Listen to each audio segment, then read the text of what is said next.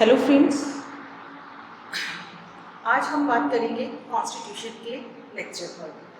आज मैं आपको बताऊंगी नेचर ऑफ इंडियन कॉन्स्टिट्यूशन कि भारतीय संविधान का नेचर कैसा है। क्या वह है फेडरल है, यूनिटरी है या क्वेसी फेडरल है। अगर कुछ स्टूडेंट्स का मेरे पास आया था कि मैम हिंदी में भी बताइए, कमेंट्स किए थे, तो मैं इसको मिक्स करूंगी ताकि हिंदी मीडियम वाले या इंग्लिश मीडियम वाले आसानी से मेरे लेक्चर को समझ सकें।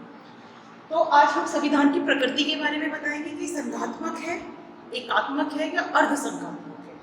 तो अगर बात करें किसी भी, अगर आप पॉलिटी के लेक्चर देखते हैं तो कोई भी पॉलिटी के लेक्चर में यही कहा जाता है कि संविधान दो तरीके का होता है, या तो वो संघात्मक होता है या वो एकात्मक होता है, फेडरल या यूनिटरी। लेकिन वैसे फेडरल की भी बात की जाती है, किसी भी देश का अगर रिटर्न है तो यही बात की जाए। तो nature of Indian constitution unitary, federal और क्वेसी फेडरल। अगर यूनिटरी की बात करें तो यूनिटरी का अर्थ है सेंट्रलाइजेशन ऑफ पावर। पावर को क्या करना है, पावर एक जगह, ये अलग अलग स्टेट्स है, सब स्टेट्स की पावर एक जगह सेंट्रल हो गई है, इसका केंद्रीकरण हो गया है, एक जगह आ गई है। यानी कि अब जो सेंट्रल गवर्नमेंट है वो आप पर प्रभावी हो गई। ठीक, अगर बात करें फेडरल की तो फेडरल एक मीनिंग में कहता है division of the power. Division of the power यानी कि पावर का क्या किया गया है, जो सरकार की शक्ति है उसका विभाजन कर दिया जाता है, कुछ संघ के पास रहती है और कुछ राज्यों में विभाजित कर दी जाती है। और थर्ड की बात करें क्वेसी फेडरल। क्वेसी फेडरल है फेडरल प्लस यूनिटरी, यानी कि उसमें कुछ लक्षण होंगे फेडरल के, कुछ होते हैं उसमें यूनिटरी के, तब जाके वह क्वेसी फेडरल होता है। लेकिन फिर भी वो क्वेसी फेडरल ना कहलाकर ऐसा संविधान क्या कहलाएगा, फेडरल ही कहलाएगा। कि भारतीय संविधान की जो प्रकृति है या जहां पर इस तरह की प्रकृति है उसका संविधान फेडरल ही है, संघात्मक ही है। ठीक, आगे बात करते हैं स्टेट्समैन की। स्टेट्समैन कैसे दिए गए हैं कॉन्स्टिट्यूशन के नेचर के लिए। तो केसी वियर बहुत ही फेमस नाम है। केसी वियर ने कहा है India is a quasi-federal. Is that similar to the federal system? ठीक, some features of federal, some features of unitary. अगर बात करें quasi-federal की तो कहते हैं कि भारत का जो संविधान है वो ना तो संघात्मक है ना एकात्मक है, वो quasi-federal है क्योंकि उसमें कुछ सिम्टम्स मिलते हैं फेडरल के, कुछ मिलते हैं यूनिटरी के। तो ऐसा संविधान कैसा संविधान कहलाता है, quasi-federal।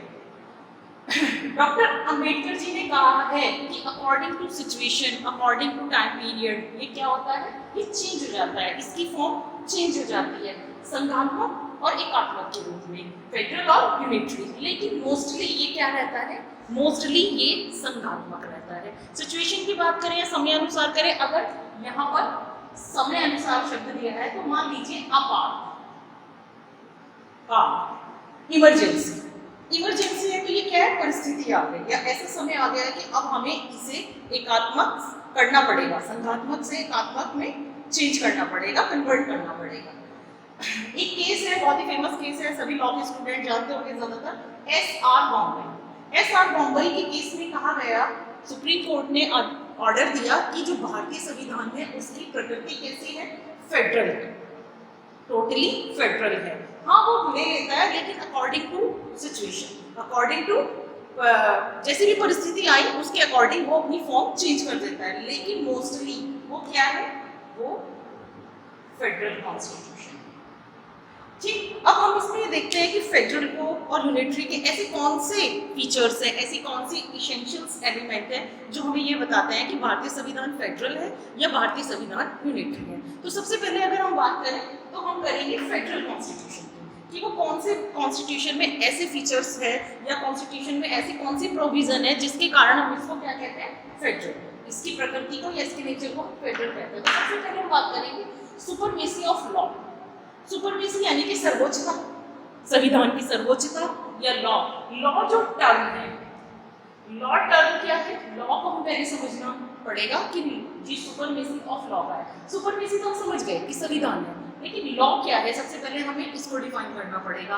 क्या कोई नोटिफिकेशन लॉ है, क्या कोई ऑर्डर लॉ है, कोड लॉ है, रूल लॉ है। तो ये सारा का सारा आर्टिकल 13 3 इंडियन कॉन्स्टिट्यूशन में डिफाइन किया गया है कि कौन कौन सी बातें या कौन कौन सी नियम उपनियम लॉ है या नहीं है। तो उसमें कुछ कौन सी चीजें बताई गई हैं, जैसे rules, regulation, by law, notification, order etcetera.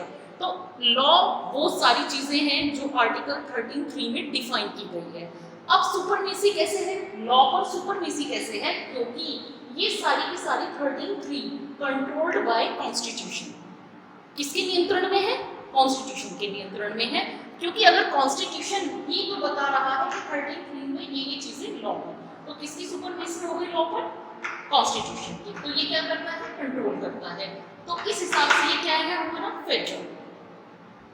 ठीक है जी, फेडरल कॉन्स्टिट्यूशन की पहचान है कि संविधान सर्वोच्च है। ठीक, सेकंड पॉइंट आता है distribution of power. Distribution of power, distribution power की बात करें तो स्टेट की अपनी कुछ, अगर हम करें लिस्ट, आपने सुनी होगी concurrent list, state list, union list, तो अपनी अपनी लिस्ट है जिस पर काम किया जाता है।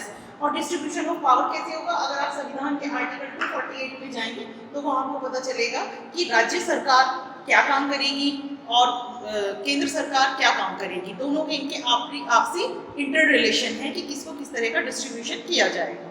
उसके बाद आता है रिटन कॉन्स्टिट्यूशन। अगर रिटन कॉन्स्टिट्यूशन की बात करें तो कोई भी देश का संविधान अगर फेडरल है तो मस्ट बी रिटन, वो रिटन होगा। क्योंकि रिटन क्या है, रिटन है तो उसमें चेंजेस नहीं किए जा सकते, और चेंज किया भी जाता है तो उसकी जो प्रोसीजर है बहुत ही रिजिड है।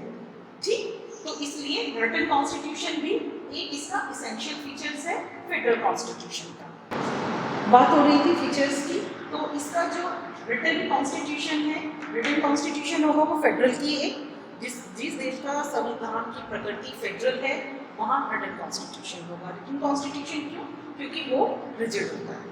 रिजिड क्यों होता है, क्योंकि उसमें परिवर्तन करना, चेंज करने की एक प्रक्रिया है, जिस पर बड़ी लंबी प्रक्रिया है और कठिन प्रक्रिया है, जिससे होकर गुजरना पड़ता है, इसलिए ये फेडरल है। फिफ्थ पॉइंट इसका आता है मेनली अथॉरिटी ऑफ कोर्ट्स।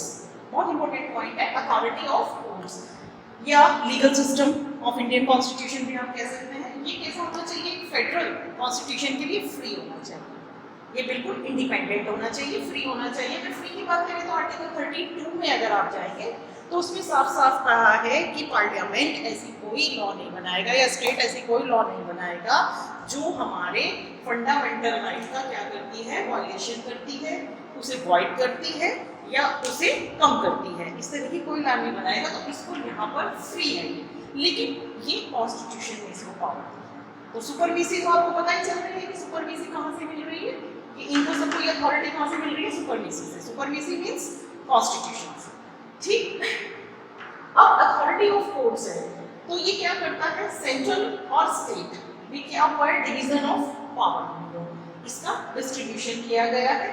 तो ये सब जो डिवीजन किया गया है, इसको बैलेंस कैसे किया जाएगा, इसका जो अंतिम फैसला है वो कैसे लिया जाएगा, maintain by the courts and legal system. इसको कौन मेंटेन करेगा, कोर्ट करेगा। कोर्ट कैसे करेगा, full power of interpretation of the constitution, क्योंकि कॉन्स्टिट्यूशन के पास, तो कॉन्स्टिट्यूशन ने कोर्ट्स को फुल पावर दी है इंटरप्रिटेशन की। अगर कहीं भी कोई संदेह उत्पन्न होता है कि इस पावर में यहाँ पर संदेह है या कॉन्स्टिट्यूशन के इस प्रोविजन में यह पावर स्टेट की है या सेंट्रल की है, तो इसको कौन क्लियर करेगा, courts, legal system, Indian legal system इसको करेगा। तो ये हमारे 5 मोस्ट इंपोर्टेंट फीचर्स हैं जो एक फेडरल कॉन्स्टिट्यूशन को बताते हैं। Number 1 supremacy of law, second distribution of power, third written constitution, fourth rigidity. Rigidity किसकी, कॉन्स्टिट्यूशन। फिर अथॉरिटी ऑफ कोर्ट्स या इंडियन लीगल सिस्टम। अब हम बात करते हैं यूनिटरी की। यूनिटरी में ऐसे कौन से इसेंशियल एलिमेंट्स हैं जो यह बताते हैं कि भारतीय संविधान का जो नेचर है वो यूनिटरी है। उसके भी बहुत सारे पॉइंट हैं जिसको अब मैं 1 बाय 1 डिस्क्राइब करूँ। तो फीचर्स ऑफ यूनिटरी कॉन्स्टिट्यूशन में पहला जो आपका आता है फीचर्स की, ये यूनिटरी क्यों कहलाएगा, भारतीय संविधान का जो नेचर है क्यों कहलाएगा, तो फर्स्ट है यूनियन ऑफ स्टेट।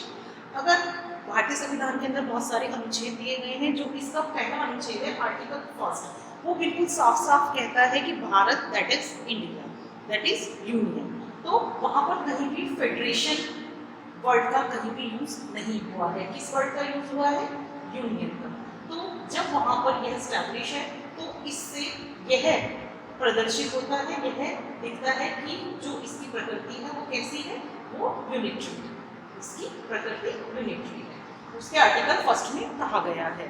ठीक, सेकंड आता है इसका कि ये कैसे पता चलेगा कि भारतीय संविधान की जो प्रकृति है वो यूनिटरी है। तो सेकंड आता है अपॉइंटमेंट्स ऑफ द गवर्नर्स। सबको पता है अपॉइंटमेंट्स ऑफ द गवर्नर्स कैसी होती है, आर्टिकल 155, 156 अगर आप पढ़ेंगे तो आपको वहाँ पर पूरा क्लियर हो जाएगा, लेकिन सिंपल भाषा में मैं आपको बताऊंगी कि ये सेंट्रल गवर्नमेंट के थ्रू अपॉइंट किए जाते हैं, इनकी नियुक्ति राष्ट्रपति द्वारा की जाती है और एक प्रिंसिपल है उसमें जिसको हिंदी में बोला जाता है प्रसाद पर्यंत का सिद्धांत। यह है उनकी इच्छा, राष्ट्रपति की इच्छा पर अपॉइंट किए जाते हैं, जब वो चाहे तो अपॉइंट कर देते हैं, अगर उनकी इच्छा नहीं है तो उनको वापस बुला लेते हैं। ठीक, तीसरा जो इसका पॉइंट है वो है सिंगल सिटीजनशिप। जैसे कि आप जानते हैं अमेरिका में डुअल सिटीजनशिप का सिस्टम है, लेकिन भारत की अगर बात करें तो वहाँ पर सिर्फ एक ही सिटीजनशिप है, आपको सिर्फ इंडियन सिटीजनशिप मिली है, आपको स्टेट सिटीजनशिप नहीं मिली है कि आप यूपी के सिटीजन हैं, आप वहाँ के एमपी के सिटीजन हैं या आप महाराष्ट्र के सिटीजन हैं। आपकी सिर्फ एक ही पहचान है भारतीय सरकार को द्वारा जो दी गई है कि आपको एक सिंगल सिटीजनशिप प्रोवाइड की गई है, जिसके आधार पर यह पता चलता है कि भारतीय जो संविधान है उसकी प्रकृति यूनिटरी है। थर्ड आता है नेशनल इंटरेस्ट। नेशनल इंटरेस्ट अगर आप आर्टिकल 249, 245, 249, 250 ये सब आर्टिकल ऐसे हैं जिसमें आपको स्टेट और जो आपका सेंटर है उसके जो आपसी रिलेशन है उनके बारे में आपको पता चलेगा। तो अगर नेशनल इंटरेस्ट की बात है तो राज्य सरकार के अनुसमर्थन पर, रेटिफिकेशन पर केंद्र सरकार अपने उस विषय पर कानून बना सकती है। तो लेकिन मेन क्या है, नेशनल इंटरेस्ट। तो यहाँ से ये पता चलता है कि राज्य सरकार अपनी पावर किसको दे देते हैं, नेशनल इंटरेस्ट के लिए पूरी की पूरी पावर अपनी केंद्र को दे देते हैं, जिस विषय के लिए कोई भी कोड या लॉ या रूल या बाय लॉ कुछ भी मेंटेन कर सकती है। ठीक, मैंने बता दिया लॉ क्या है, वो आपको 13(3) में आपको बिल्कुल क्लियर किया गया है संविधान की। जिस दिन मेरा लेक्चर होगा 13(3) की केस लॉ में आपको बता दूंगी कि लॉ क्या है। 13(3) वो कौन सी लॉ है जो बन सकती है, जो कौन सी है जिनको नहीं बनाया जा सकता। इसका 6 आता है इमरजेंसी प्रोविजन। भारत में अगर इमरजेंसी प्रोविजन लागू कर दिया गया है या ऐसी घोषणा राष्ट्रपति द्वारा कर दी जाती है तो अब क्या होगा, यहाँ से फेडरल सिस्टम खत्म होकर क्या होगा, पूरी की पूरी पावर किसके पास आ जाएगी, पूरी की पूरी पावर सेंट्रल गवर्नमेंट के पास आ जाएगी। वो ही पूरे देश को संचालित करेगा। पूरी प्रक्रिया किस तरह निर्धारित की जाएगी या किस तरह के कानून बने जाएंगे, किस कानून को रद्द कर दिया जाएगा, ये सारी की सारी पावर सेंट्रल पर आ जाती है। अगर देखा जाए तो यहाँ से बिल्कुल साफ दिखता है कि भारतीय संविधान की प्रकृति कैसी है, ये यूनिटरी है। लेकिन इससे पहले हमें एक स्टेटमेंट मैंने अभी दिया था, वो याद रखना है। स्टेटमेंट डॉक्टर अंबेडकर जी ने कहा था कि भारतीय संविधान की प्रकृति समयानुसार क्या होती है, बदलती रहती है।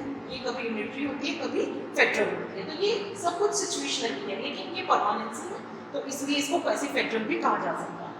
अब आती है इसकी कुछ विशेष पावर। अगर इमरजेंसी की बात करें तो आर्टिकल 352 से 360 तक डिफाइन किया गया है। कैसे है, जब इमरजेंसी का लेक्चर होगा आपको पूरा बता दिया जाएगा, कैसे राष्ट्रपति शासन लगेगा, कैसे केंद्र में राज्य सरकार जब फिर जाती है तो जब कैसे आगे का प्रोसेस तैयार किया जाएगा।